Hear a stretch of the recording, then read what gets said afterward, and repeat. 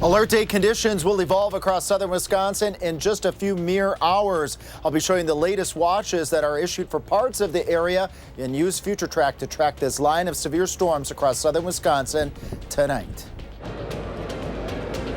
And we are live from Indianapolis with highlights and reaction from Wisconsin's win in the Big Ten tournament. When dealing with serious topics like firearms and life-saving skills, we really need a dedicated space where people can feel comfortable. A Madison nonprofit is expanding service to offer inclusive and free firearm safety classes. How Kung Fu is helping. We welcome you to News 3 now at 6. Good evening and thanks for joining us, everyone. I'm Sarah Carlson. Eric Franke is off tonight. We begin with first warned weather. All is calm for now and quite warm as those temperatures reached into the 70s today. But some severe weather is possible across southern Wisconsin later tonight. For more on those conditions, we head to Chief Meteorologist Alex Harrington with a look at that first warned forecast.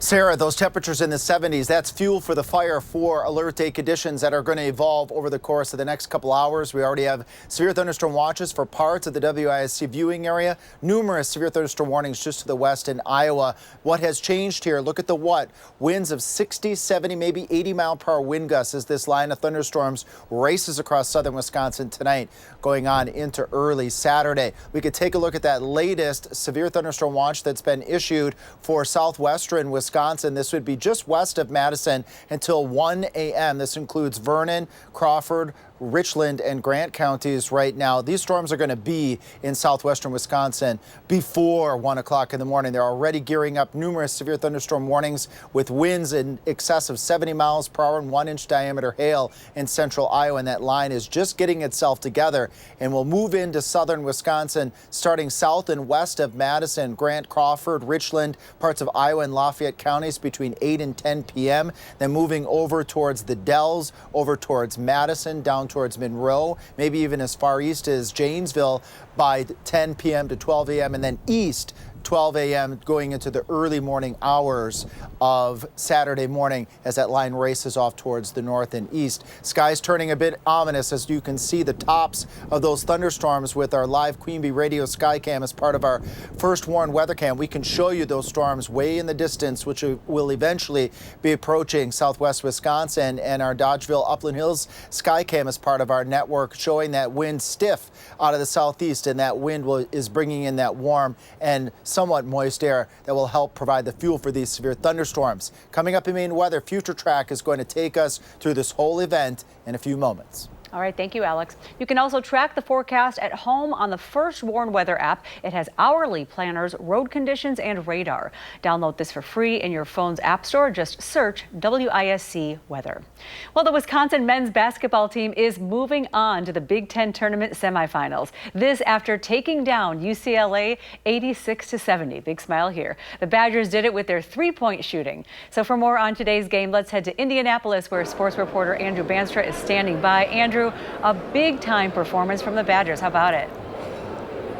Yes, Sarah, it sure was. The Badgers hit a mind-numbing 19 threes today, tying a Big Ten tournament record and blowing the Bruins out of the building in the process. Bucky hit a dozen of those threes in the first half alone, as many as they've hit in a half all season, and it was all part of a John Tonje takeover. The transfer guard was terrific. He scored 26 points, going 6 for 6 from beyond the arc. But when it comes to that Big Ten tournament record, the guys can't say they were necessarily surprised. It's awesome. It's fun to be a part of, but it's also something that we practice. We shoot a ton, get a ton of shots up, and I think the confidence everybody has in each other, and then that kind of makes you believe in yourself and build self-confidence. And I think that's what we got going on right now. I mean, it doesn't, maybe 19 or whatever shocks you a little bit, but to be honest, I don't think anybody in here is shocked. We know that work will always pay off. Tonje told me right after the game, honestly, this feels pretty good right now. But now it's time to shift our focus to tomorrow and Michigan State. Sarah? All right, thank you, Andrew. We look forward to it. And meanwhile, fans are also cheering on the Badgers back here in Madison. Our Tanisha Shaw is live outside of the Kohl Center. Tanisha, you got to watch the game with fans on campus. I'm kind of jealous. Yes, Sarah, I'm not going to lie. It was very fun, too. So as you said, I'm here outside the Kohl Center. But earlier today, I was at Union South watching the entire game with fans. And let me tell you, I talked to fans before, during, and after the game. And everyone right now said they are so excited to see UW advance to the semifinals after beating UCLA 86-70. Now, yesterday, I also had the opportunity to watch the game with fans as well when Wisconsin beat Northwestern. And let me tell you, there's a difference from when I talked to fans before the game yesterday and today. Yesterday, the fans said that they were confident. They had no issues. They knew that the Badgers would secure a W. They said it was a no-brainer. Now, today, fans said they were certain, but they were kind of on the edge. They didn't know, but they said they were still confident in the Badgers, and obviously that paid off because they did indeed secure the W. Now, after the game, I talked to a lot of people, but I got to talk to a group of UW students who said they are sure that the Badgers can take this all the way to the championships. Big W's, big W's. You see how we're playing? Bro, yeah, I mean, they're good, but we're better. Nah, if we play the way we're playing today, we got this easily. This team's easily going to the national championship. John Tonje is best player in the nation. John Blackwell, great second option. The way John Tonje is playing right now, I don't think anybody in the nation can stop us. And we're hitting our threes, so I am not too worried. And Sarah, like they just said, big W. Everybody here at News 3 Now is sending big energy to the Badgers in Indianapolis to secure another W against Michigan State tomorrow. Reporting in Madison, Tanasia Shaw, News 3 Now. All right, that was fun, Tanasia. Thanks so much. We will continue to bring you more coverage from Indianapolis as well tomorrow as the Badgers prepare to take on those Spartans. We can watch the game here on CBS. Tip-off is set for noon. And UW-Madison is on the list of universities under investigation now by the Department of Education's Office for Civil Rights. In a release this morning, Education Secretary Linda McMahon accused the school of violating Title VI of the Civil Rights Act by partnering with the PhD Project. The PhD nonprofit helps students from underrepresented groups get degrees in business. By law, any institution receiving federal funds that violate Title VI will lose that money. Now, we received a statement on today's announcement from a UW spokesperson. It reads, quote, UW-Madison has not yet been formally notified of any complaint related to the PhD Project. If a complaint is received, the university will cooperate with any investigation, end quote. A Madison nonprofit is working to expand access to free and inclusive firearm safety classes. Our Ellie Liberté shows us how Kung Fu is helping. On Madison's north side, you'll find Madison Kung Fu. But this dojo doesn't just teach you how to fight with fists. We teach firearm safety, we teach concealed carry, we've got a pepper spray class, we also teach Stop the Bleed, and we're a Red Cross training provider. Meet Blake Alvarenga, a man with a mission. I've been doing it for over 3 years now. He's the executive director of the Forward Initiative, a nonprofit that teaches gun safety classes, among other things, completely for free. We want to make sure there's no barrier. No one should have an excuse not to get educated on firearm safety or have the ability to get a state license or to learn life-saving skills like Stop the Bleed. His goal is to create a safe space for people of all ages, races, genders, sexualities, and religious backgrounds to learn firearm safety. The last time we talked with him, you could find him here. Thank you. Passing out free gun locks at the farmer's market and teaching his classes in smaller spaces. People have been showing a lot more interest the last few months. There's a lot of overlap between both our values and the things that we want to provide to the community. That's where Madison Kung Fu came in, offering Alvarenga a bigger space to expand his reach. People always suggest like libraries and things like that, but when dealing with serious topics like firearms and life-saving skills, we really need a dedicated space where people can feel comfortable. Now we have more classes available than ever, and we're able to offer them consistently on the same days of the week. Alvarenga hopes his mission only grows. We're hoping to have more classes in Madison, as well as expand to Milwaukee, Appleton, Green Bay, and La Crosse and Eau Claire. Reporting in Madison, Ellie Liberté, News 3 Now. Thank you, Ellie. And if you are interested in signing up for a class or donating, you can head to the forwardinitiative.org. Coming up on News 3 Now at 6, how you can track federal funding impacts for Wisconsin schools and libraries.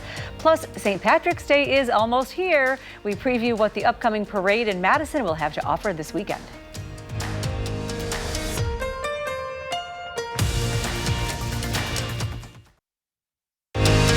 watching News 3 Now at 6. Moving forward.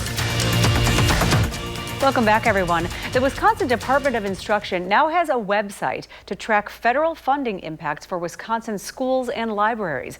The tools available on the website include updates on current funding cuts at the federal level and an interactive map that allows the public to view district-specific data on the impact of federal funding. You can find a link to the tracker on channel3000.com. Well, this weekend is the annual St. Patrick's Day Parade in Madison. It is Sunday at 1:30 on its 25th anniversary. The parade will kick off on Capitol Square as usual. News 3 Now spoke with one leprechaun about why you should come out. There's going to be Bucky Badger, the UW band, all different kind of bagpipers, Irish dancers, the kissers. It's just a great time to come down, celebrate community, celebrate each other's light and energy, and come out of the winter doldrums and celebrate community. The parade starts at the intersection of North Pinckney and East Mifflin Streets, headed counterclockwise around the square. Madison Metro will stop Capitol bus service at 11 a.m. and move that to the outside ring of the square. To find parking, you can go to stpatsmadison.org. Still ahead, the official vaccine recommendation for next flu season. Plus, an emotional return as a Wisconsin college student is recognized for saving his friend's life. And severe weather, as you've heard, is on the way to southern Wisconsin. Alex returns next with the alert day forecast when we come back.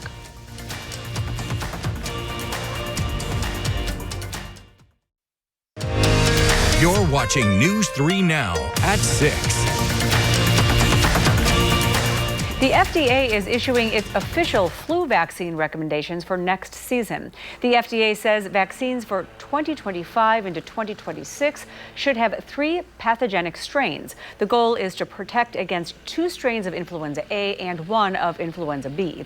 The decision comes without input from its group of independent vaccine advisors, whose meeting was canceled without explanation last month.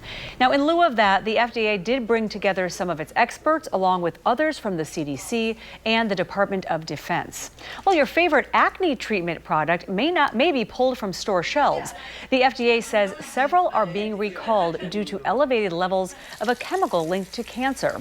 A total of 6 are on the list, including products from Proactive, La Roche-Posay, and Walgreens.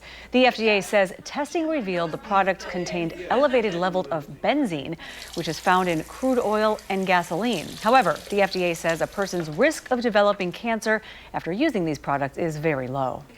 A Wisconsin college student says his friend's quick thinking saved his life after he suddenly went into cardiac arrest.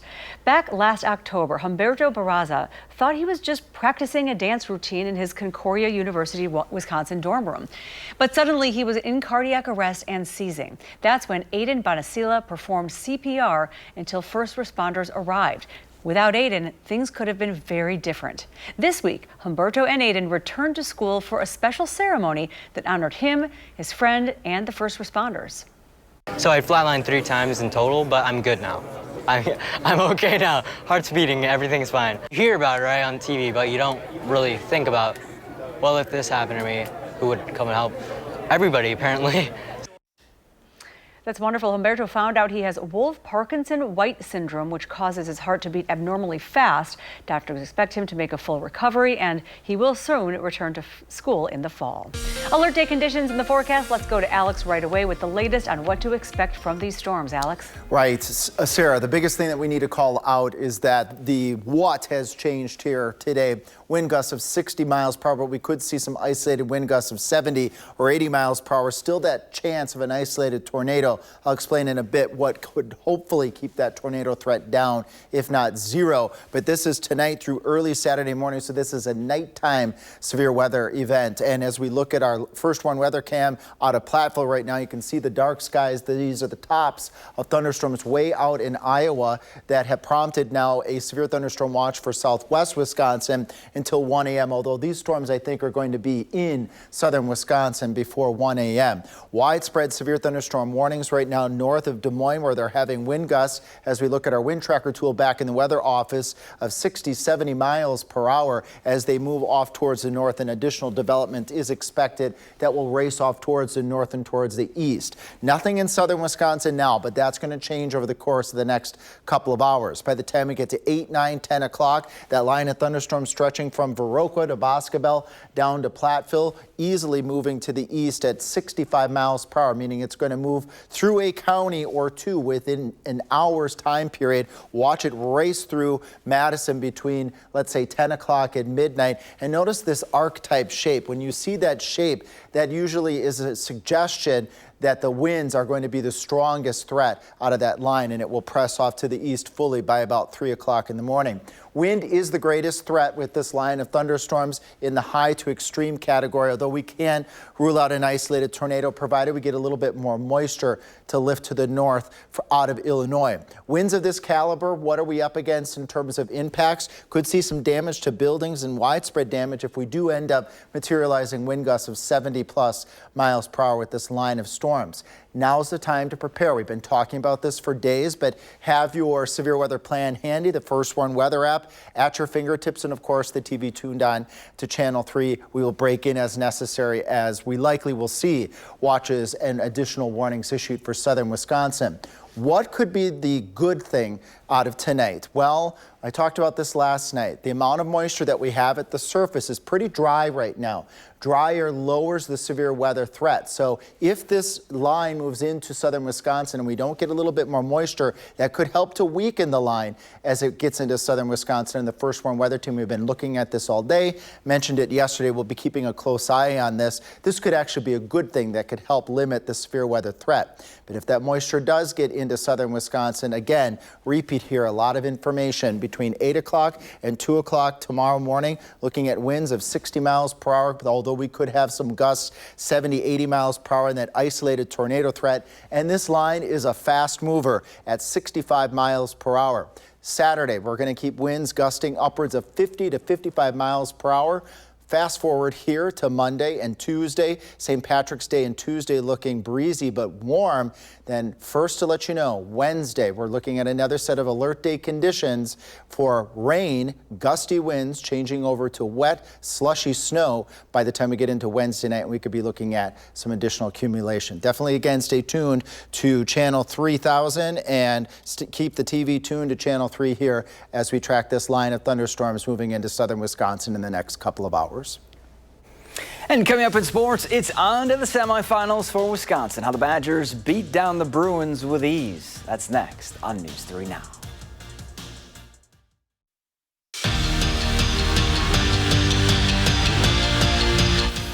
They say revenge is a dish best served cold, but the Badgers were red hot in their quarterfinal matchup with the Bruins. And it's safe to say Wisconsin didn't forget about their January meeting with UCLA.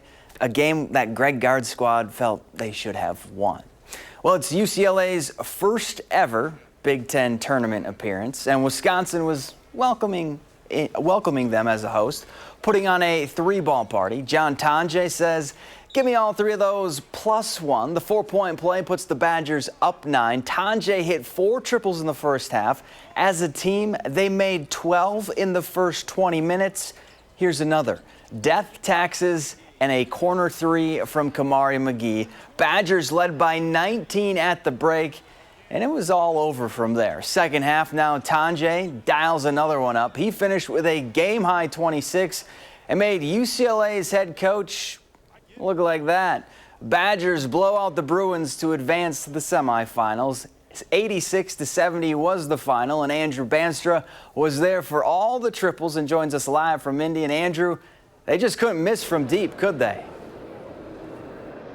Yeah, Zach, they certainly could not. It was raining triples here in Indianapolis. I almost had to grab an umbrella at a point. The Badgers knocked down 19 triples on the day, tying a Big Ten tournament record. You mentioned Tonje. He went a perfect 6 for 6 from beyond the arc, and believe it or not, he scored 25 points before missing a single shot. You know, that's a pretty good run that you go on, rattle 25 off before missing. It's one of those, streaks and heaters, as we would call it, that he's kind of on. But I think that's just his work ethic. Like, that doesn't really surprise a lot of us. We know he works super hard and he's super diligent working on his game, and you know, he's earned that. He's earned to receive first team honors and go have a game like that. So we're just all super proud of him as teammates. The Badgers, Carter Gilmore told me, are already done celebrating, adding, winning 2 games is cool, but it means nothing without the trophy. At Gamebridge Fieldhouse, Andrew Banstra, News 3 Sports. And Michigan State's up next tomorrow. It'll be here before we know it. All right, and so will the serious weather be here before we know it. Serious weather will be here within a couple of hours. We're keeping an eye on storms out in Iowa. That's prompted a severe thunderstorm watch for southwest Wisconsin. There are the storms right now gearing up near Des Moines. More will develop and be heading towards southwest Wisconsin as soon as 8 o'clock tonight. Madison by around 10. All right, stay with us and channel3000.com for the latest. Thanks for watching, everyone.